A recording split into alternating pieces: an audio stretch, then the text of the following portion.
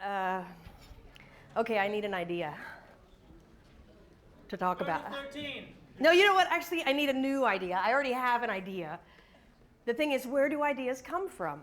And where do they go? And how do they get there? Well, if I had an idea, let's say I had an idea and I needed a new idea.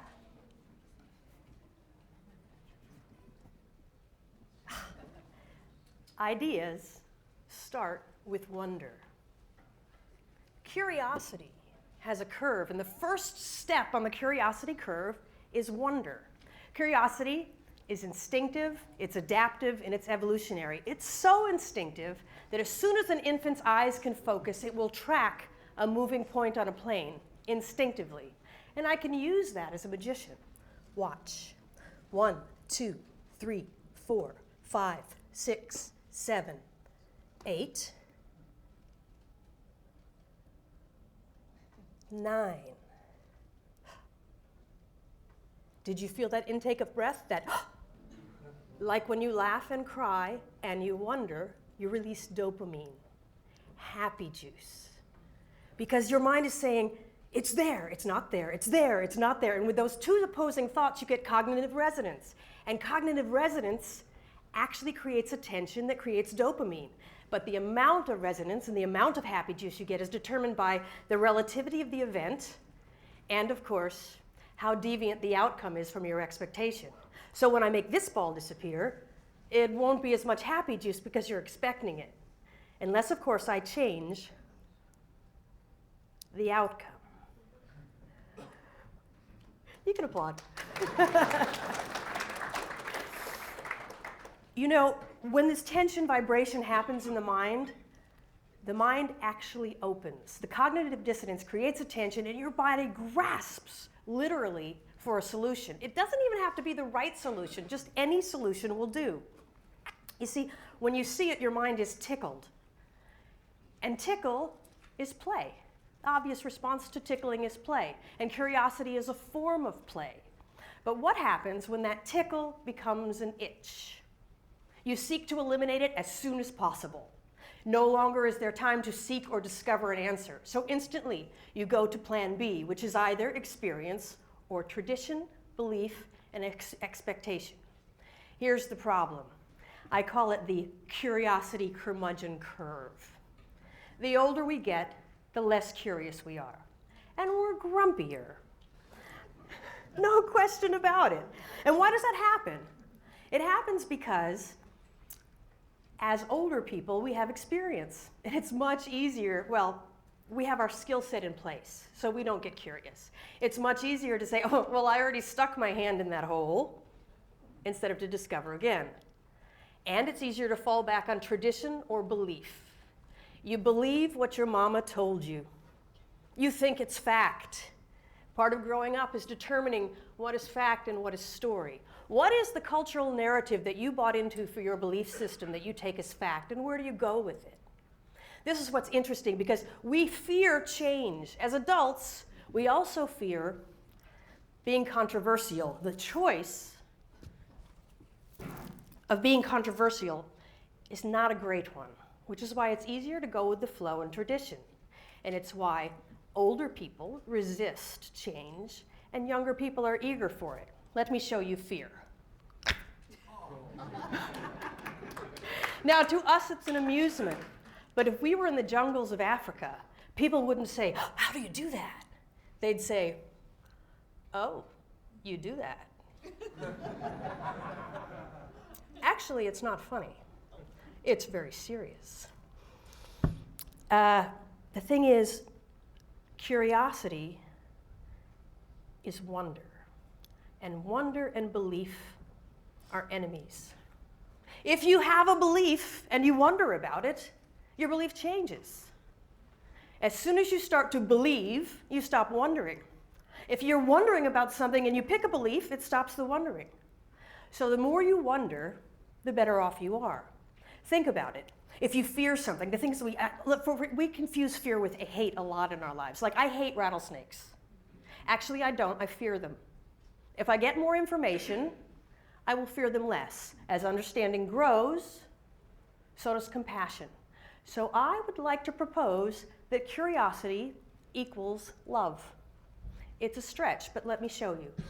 Beliefs and curiosity and wonder have power. As a magician, I've had a big, beautiful life. I do corporate events, I make presidents appear in a puff of smoke, I gather crowds at trade shows and impart information, and it's just puzzles. But when I was in Africa, it was quite different. But let me tell you how I got there. When I was in university, I was in a semester at sea, and I stopped in a place called Colombo. It's in Sri Lanka. And I was in a fishing village. And I was about 19, and I thought, oh, someday I'm going to be a professional magician. I hope I can be a magician. Wouldn't that be great? Maybe I'll have what it takes. And I did a little magic trick, and suddenly the whole village was standing there. And I looked around, and the faces of the village were,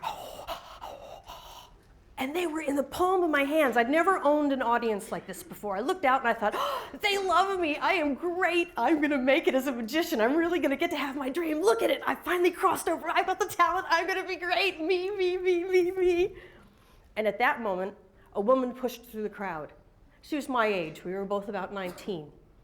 And she stuffed this heavy bundle of rags into my hand. And she dropped to the ground, and she began kissing my feet. And I opened the bundle, and inside was a deformed baby. And she believed I could heal her baby. It was the first time in my life I ever thought I've committed a sin. I walked away ashamed, but fully aware of the power of wonder and belief. And I thought, someday I'll be able to do something with the power of magic and wonder to bring good. But what will it be? And then I went off and had a career in .com, and I did fancy schmancy Ritz-Carlton gigs and all those things, and it was interesting. But not as interesting as what I'm doing now. This woman has been in my mind my whole life. So a few years ago, I thought, you know, I think I'll try to change a belief. I'll try to start a superstition. People don't believe in superstitions, they say, but nobody adopts a black cat. So this is my attempt to start a superstition. This takes place in Ethiopia. I'm going to walk you through it. In Ethiopia, they say, if I don't hit my woman, it means I don't love her. So much so that in the wedding ceremonies, the bridesmaids take the first beating for the bride to show how much they love her. So the YWCA and Cause to Wonder got together to promote the idea of the possibility of human rights for women. The only thing I'll say throughout this video is one word, or one phrase, and it is, Setochin merdat teru idilyamatal, which means, to help a woman brings good luck. I'd like to start a rumor and a superstition, and here's how I attempted to use my skills to go about it. I want you to notice, this is the girl who I'm working for. Grace is a little nervous. You'll see here that this little girl in the yellow shirt and this boy will have a moment. As I go for my wallet, the boy comes in and pushes her away. I push him. A woman wouldn't do that. You see, the elders are pleased with what I've just done. I've given him his kapaps. I do some magic. I'm starting to gather the people together. We're at the market, the banana market by the old tree. The man has an axe. This boy has a machete.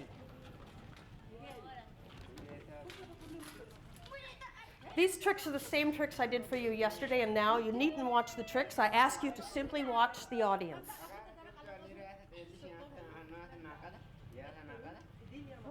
Now I've uttered the words to the elder, to help a woman brings good luck. He's not sure what to think.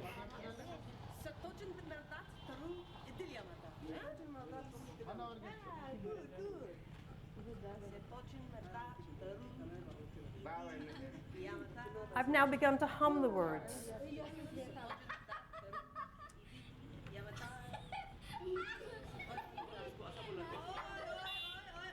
Listen to the echo. They've begun to echo me. I say oi oi, they say oi oi.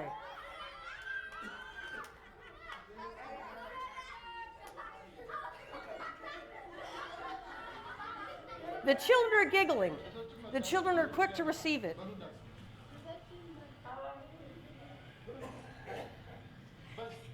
Now ask the boy who pushed the girl. He's nervous to say so, but he has his own machete. That means he's a big boy.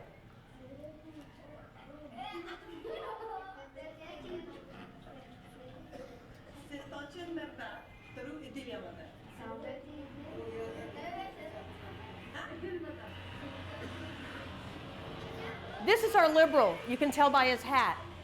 We'll use him later.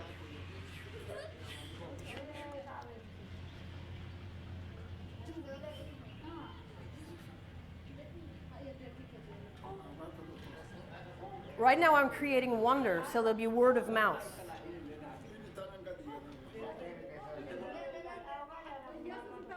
I'm doing the handkerchief trick we did last night. That was me.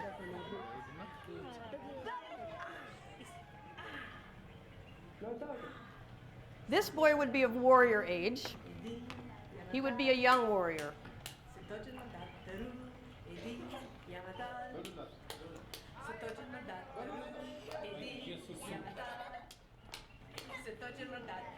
See the elder? He's not so excited.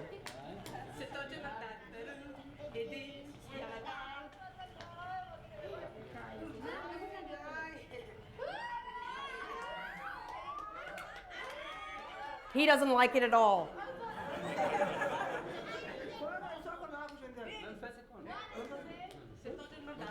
Now the elders are having a discussion. They're not happy about it either. Do we accept this belief? Is this a witch? What is she saying? The goal is to have each person go home and say, I met a witch today and she told me a secret. I can get lucky if I help a woman. This girl is realizing for the first time in her life that she has value.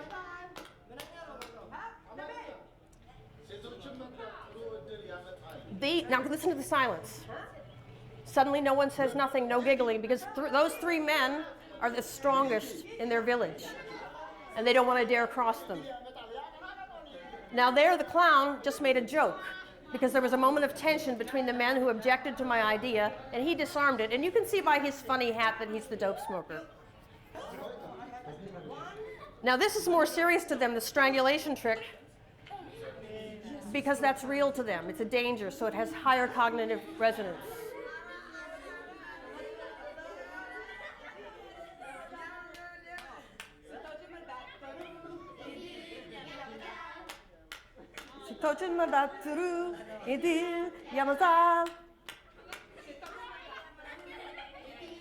He'll go into the next village and speak of the witch.